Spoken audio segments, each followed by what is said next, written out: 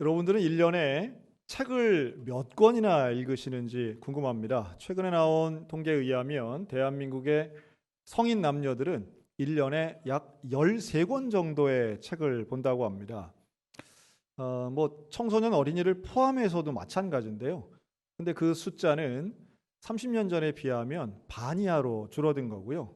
지금도 여전히 독서 인구는 이제 줄어들고 있습니다. 물론 다양한 매체들이 있어서 다양한 형태의 독서들은 있다고 보여져요.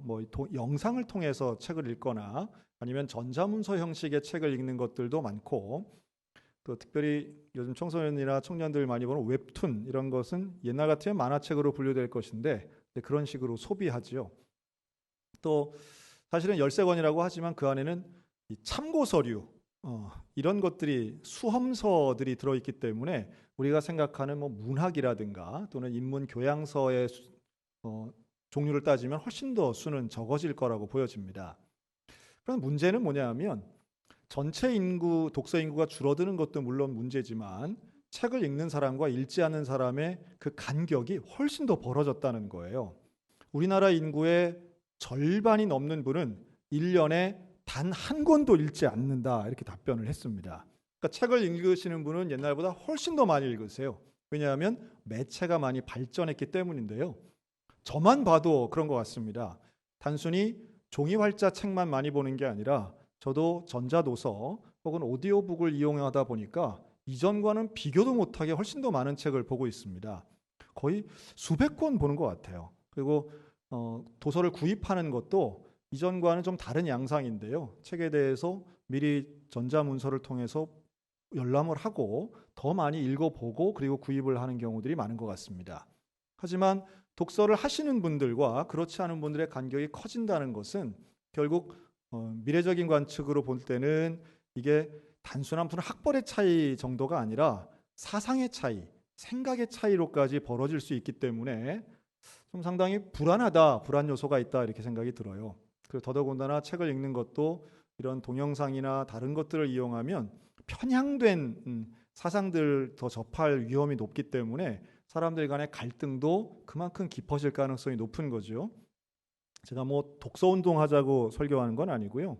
그런데 우리 그리스도인들에게 있어서 꼭 읽어야 할 책이 있는 겁니다. 그게 바로 당연히 성경이죠.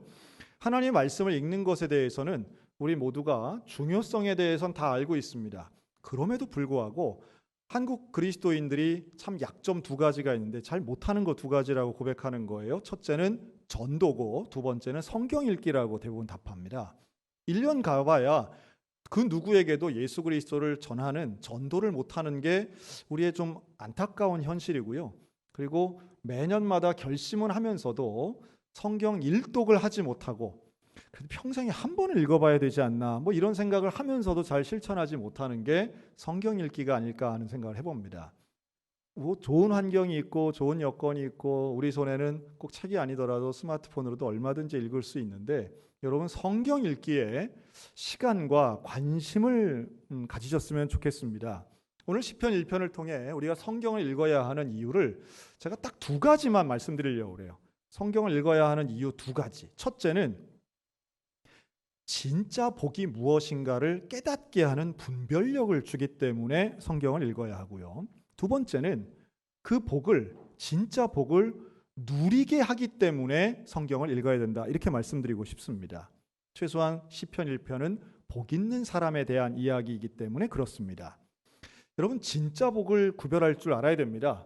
진짜 좋은 것과 그런 척하는 안 좋은 것을 구별만 해도 우리의 삶의 방향과 질은 완전히 달라질 거라고 봅니다.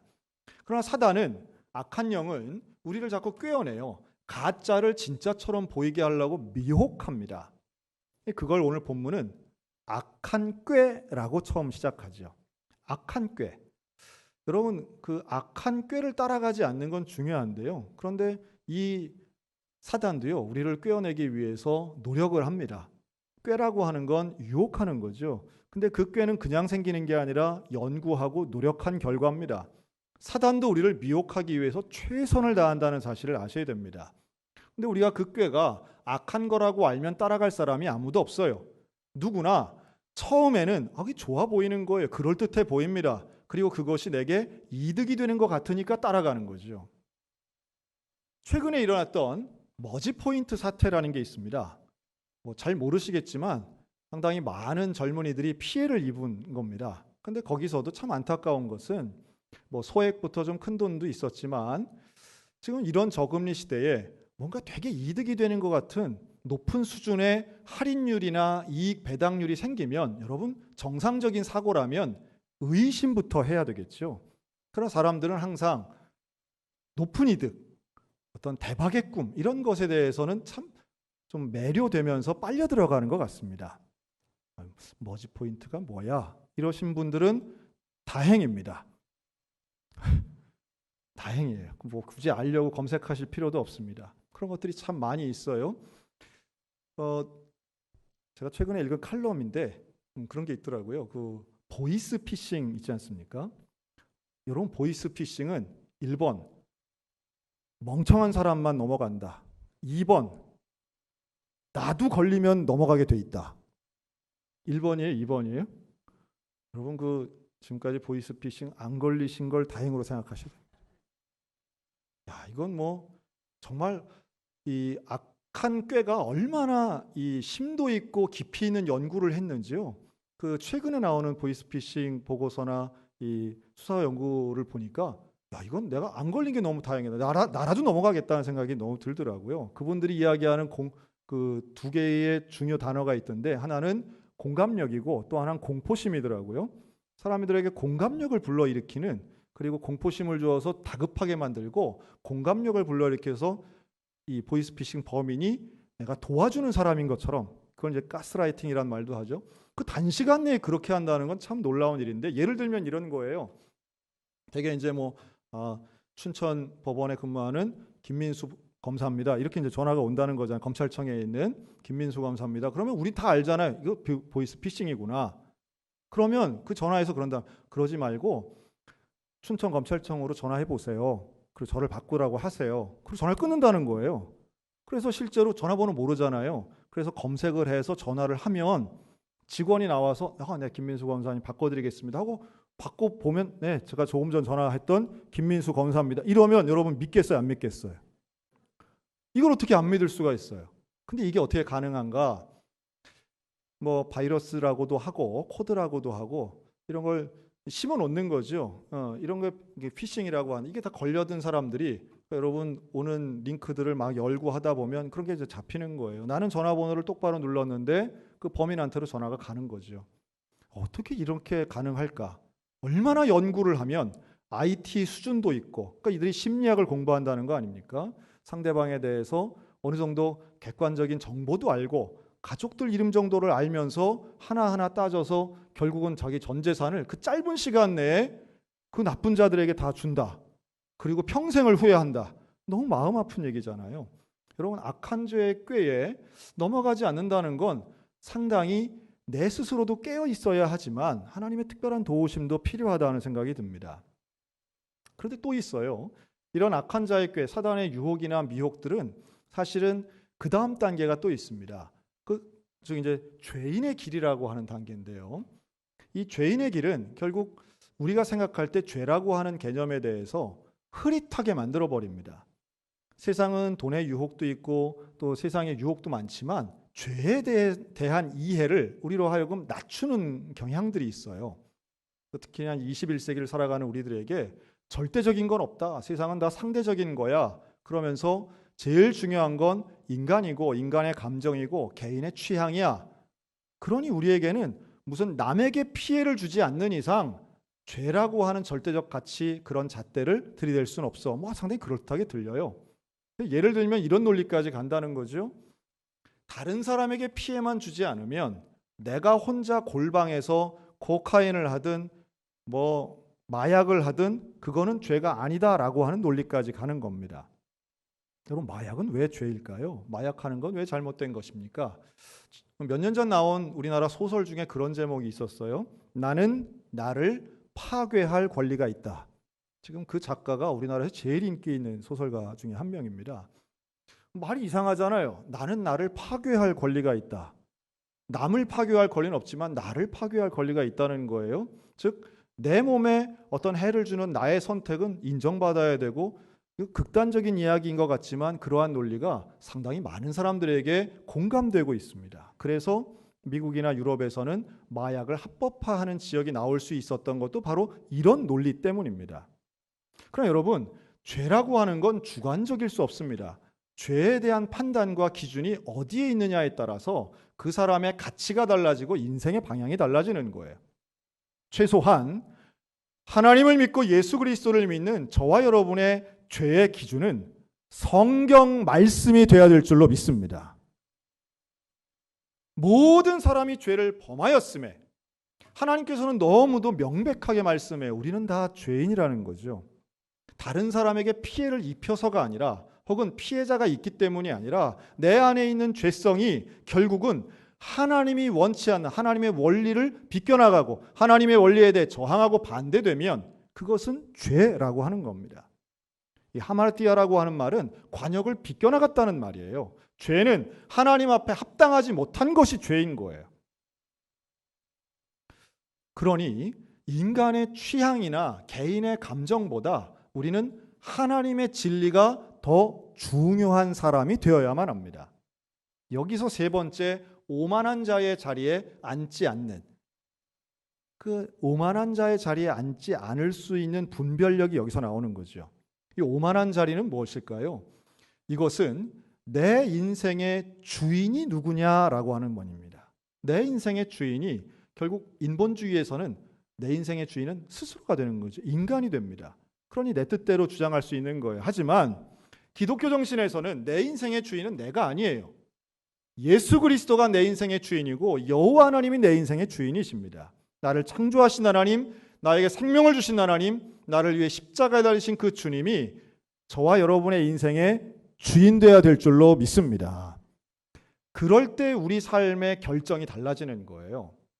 그러니까 내 인생의 주인이 누구냐? 그러면 주인의 말을 따라야 하는데, 하나님의 진리, 그걸 알기 위해서 우리는 성경을 보는 것이고 예수 그리스도의 뜻에 따라 살아야 되기 때문에 그 인생을 우리는 사명 따라 사는 삶이라고 말하는 거죠. 그러면 가장 중요한 순간에 우리는 하나님 생각해야 됩니다. 가장 어려운 순간에 하나님 생각해야 되는 거예요. 가장 힘든 순간에 하나님 앞에 기도하는 것이고 가장 기쁜 순간에 하나님께 감사해야 되는 거죠. 이게 우리의 삶의 지혜로운 모습입니다. 제가 이번 주에 제가 특별히 잘한 것도 없는데 국가에서 저한테 25만 원을 주셨어요. 그냥 가만히 그냥 숨만 쉬고 살았는데 25만 원을 주셨어요. 아마 상생지원금 많이들 받으셨을 겁니다. 물론 오늘 오신 분들 중에도 그 대상자가 아니신 분들 계실 거예요. 대상자가 아니신 분들은 축하드립니다. 어쨌든 아쉬움도 있을 수 있지만 국가에서 정한 소득과 재산이 그래도 여유가 있으신 분이라고 하는 거니까요. 그냥 그렇게 위안을 삼으시면 되겠고, 받았을 때 여러 가지 생각이 들더라고요. 아주 너무 쉬웠습니다. 스마트폰으로 이렇게 몇 번 누르니까 신용카드로 이렇게 들어왔다라고 하는데 참 다양한 생각이 들더라고요. 벌써 몇 번째 받는 거죠. 근데 이번에 제목이 달라졌습니다. 상생지원금입니다. 서로 함께 살자는 이야기죠. 그런데 이걸 마련하기 위해서 정부는 또 많은 부채를 냈습니다. 그러니까 우리가 낸 세금으로 결국 갚아야 할 일이긴 한데 참 부담이 되죠. 부담이 되지만 이게 정말 필요한 분들이 또 많기 때문에 할 수 없이 또 이렇게 상생지원금이 나왔다고 생각이 들어요. 아마 여기에 대해서 이게 효과적으로 꼭 필요하신 분들도 있을 거고 이걸 가지고 어떻게 사용할 거다 하는 계획들도 있으실 겁니다. 그래서 저는 이 부분에서 스스로에게도 마찬가지지만 여러분 이번 성인 자녀들은 본인의 이름으로 아마 상생지원금 다 받았을 거예요. 그러한 성인 자녀들에게 이렇게 좀 말했으면 좋겠습니다. 먼저 하나님을 생각하면 어떨까? 먼저 11조를 떼는 건 어떨까? 우리에게 있어서 어떤 수입이 생기거나 기대하지 않았던 어떤 일이 일어났을 때 가장 먼저 하나님을 생각하는 것, 그것이 돈이 되었건 시간이 되었건 기회가 되었건 이게 바로 오만한 자의 자리에 앉지 않는 지혜로운 사람들의 모습이라고 저는 믿습니다. 그리고 그걸 통해, 그런 행동을 통해서 내 인생의 주인은 하나님이시고 내 소유는 하나님의 뜻대로 사용되기를 원합니다 라고 하는 고백이 실천되지 않을까 하는 말씀이에요. 그럼 지난달에 우리 교회에서 여름 성경학교 수련회를 했는데요. 그거 딱 끝나고 나서 아이들이 소감문을 썼습니다. 그 소감문 중에 제가 2개만 좀 소개를 하려고 그래요.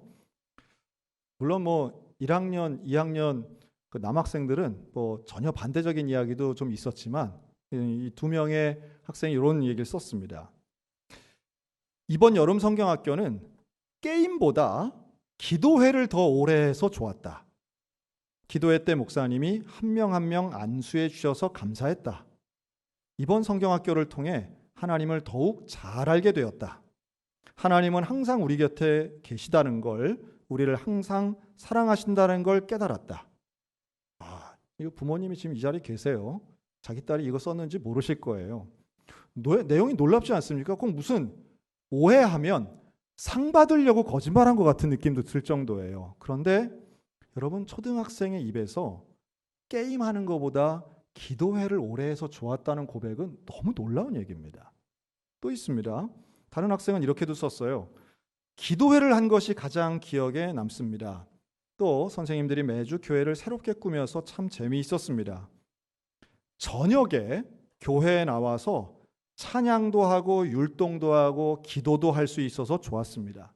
어린이 교회에서 했던 마지막 성경학교인 만큼 아쉽기도 했습니다. 이렇게 썼어요. 그러니까 하나님에 대한 갈망이 있고 또 말씀에 대한 깨달음이 있으면 어린이라 할지라도 이 안에서 느끼는 기쁨이 있어요. 여러분, 우리가 하나님에 대해 알아가는 것은요, 참 놀라운 일입니다.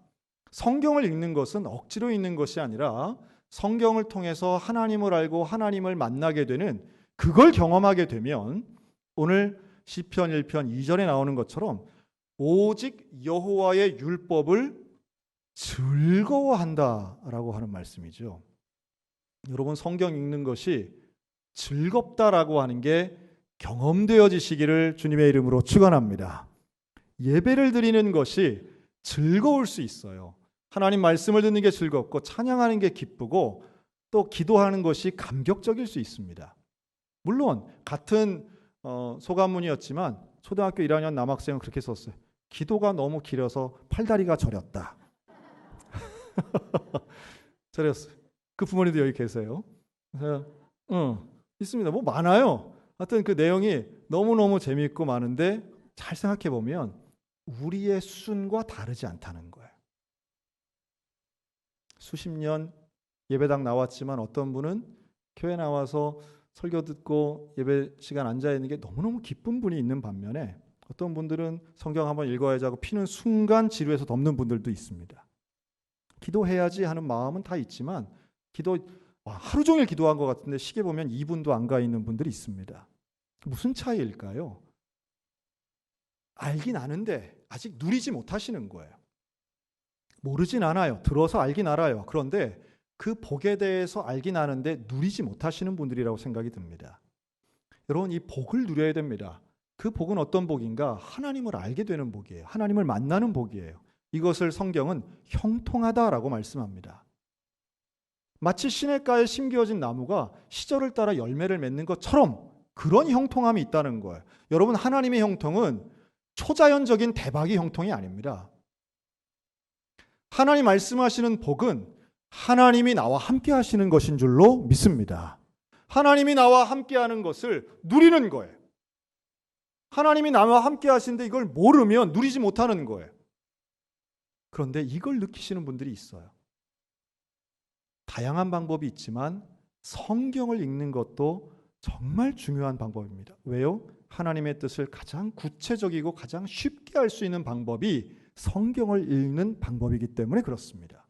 하나님 우리에게 주신 특별한 계시예요. 하나님의 말씀이 그대로 있어요. 하나님의 뜻이 다른 어떤 것에 가려져 있지 않고 어떤 신비롭게 있지 않고 너무도 구체적으로 말씀화되고 활자화되어 있어요. 이걸 우리에게 주셨다는 거죠. 작년에 우리가 성경 필사를 했었죠. 그래서 이걸 만들었습니다. 실물 처음 보시는 분들 있을 거예요. 이게 우리 1층 사무실 그 히스토리 룸에 저희가 이제 1년 내내 보관을 하는데 전시를 하는데요. 보시면 198명 여기 참석하셨고요. 썼고 그 전체 이름을 이 표지에다 딱 금박으로 새겼습니다. 이럴 땐 금박이 좀 어울리는 것 같아요.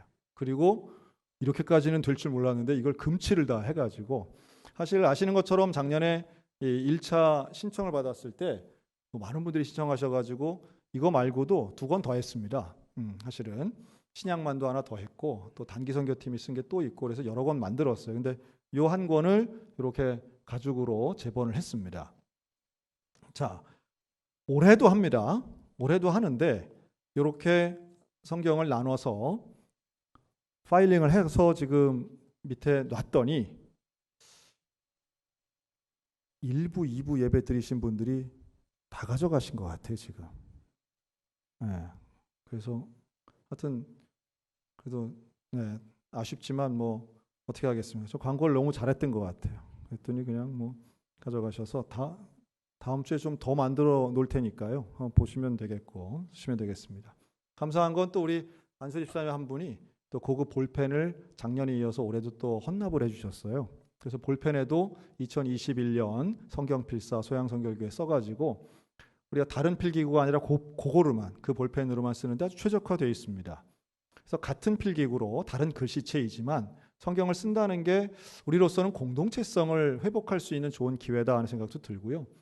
혹시 그럼 제가 올해 초에 여러분들한테 이렇게 성구를 써서 카드를 드렸죠. 그랬더니 제가 신방을 좀 가보면 이 집안에다가 이걸 딱 두신 분들 상당히 많더라고요. 그리고 어떤 분은 직장에 자기 사무실에 본인 책상 앞에 이걸 놓고 마치 그 연인 사진 보듯이 이렇게 봐주시는 분도 계셔서 참 감사하던데, 못 쓰는 글 쓰지만 제가 좀 간증을 하자면 작년에 코로나 때문에 참 답답한 상황 속에 우리 성도들에게 무엇이 조금 그래도 의미 있는 일이 될까 싶어서 작년에 이제 쓰면서 한 2달 넘게 썼던 것 같아요. 우리 필기구도 준비하고 성도들에게 줄 성경 말씀을 선택하고 그리고 그것을 정리하고 그리고 제가 가능하면 중복되지 않도록 하려고 3번 이상 같은 걸 쓰지 않으면서 하나하나 써 나가는데 그 말씀을 기록하는 한 절, 2절을 쓰면서도 제 마음이 참 위로받았던 기억이 있습니다.